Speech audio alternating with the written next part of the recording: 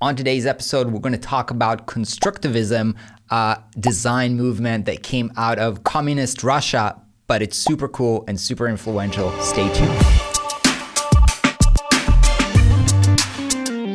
Hey designer friends, what's up? My name is Rancelo. Welcome back to Flux in this new segment where I want to share some of the things that inspire me as a designer, hopefully inspire you and open your mind so that you don't just look at Dribbble and a Words website when you're doing your designs. You have a little bit more broad spectrum to look at and take ideas and play with, and you also learn a bit of history. And today I want to talk about constructivism. Actually, last week we talked about Swiss design. If you haven't seen the video on Swiss design, we're going to link it here.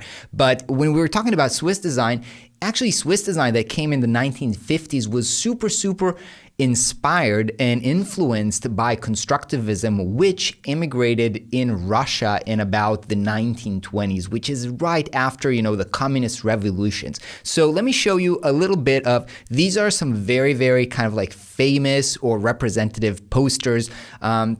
One of them is actually kind of like a propaganda poster. The other one is actually like an advertisement for, for babies thing.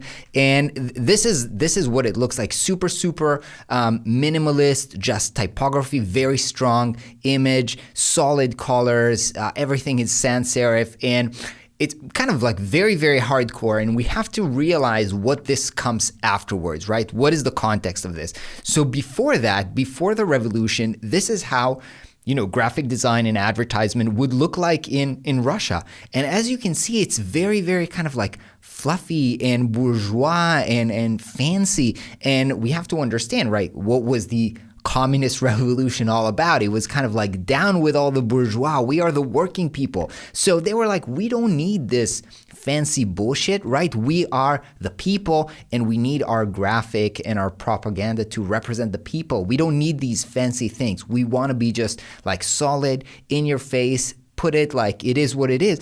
And the result was something very strict, very minimalist, and very kind of like brutalist in a way you can think about.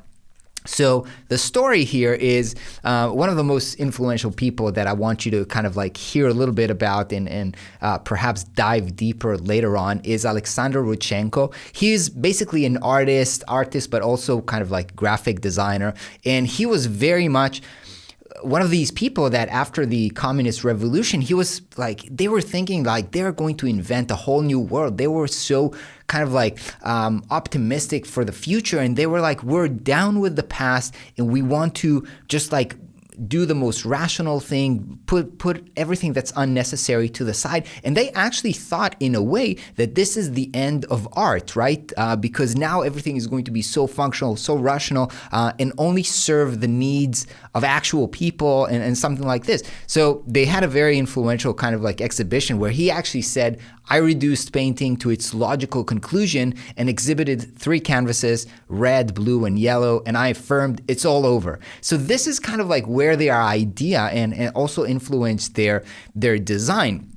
Now, I want to show you, again, these are some of his most famous posters, some of his most famous designs. And what I want to show you a little bit is how these ideas kind of like evolved into a lot of the designs that we're seeing today and a lot of the visual culture that we're seeing today. So you can look at the poster on the right, and this kind of imagery became very Americans saw this, although, politically they were very far apart, but they were looking at the visual and they thought it's very powerful. And a very famous American artist, Barbara Kruger, I'm not sure if you're familiar with her, also worth looking at her work, started creating her art influenced by this same very bold graphic, very bold, sans serif type with bold colors, like with red.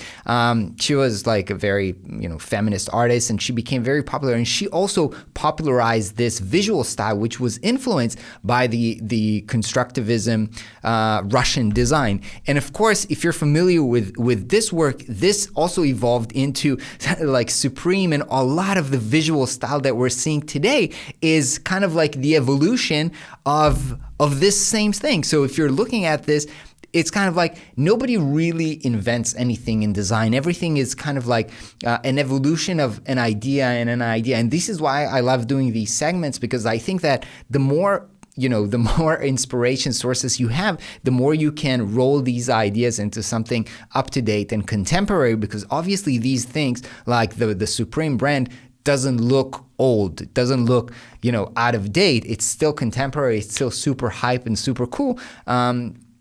And super trendy, but it's taking a lot of its influences from the past and from the history. And another super famous artist, Shepard Fairey, Obey, also very, now that we've seen a little bit of the color scheme, of the bold font, of the diagonal lines, you can see a lot of where his inspiration comes from when he's creating his art. You can also see a lot of Russian constructivism, kind of like history underlays his message. All right, so the message might be different and the imagery might be different, but you can see that the style and the elements and the usage of elements is really influenced by this. So I really encourage you, go over to Pinterest or something, write constructivism, and you'll get a lot of different kind of like things to look at. And I think this is really inspiring kind of like art and design movement that we can take a lot to, and we can still use in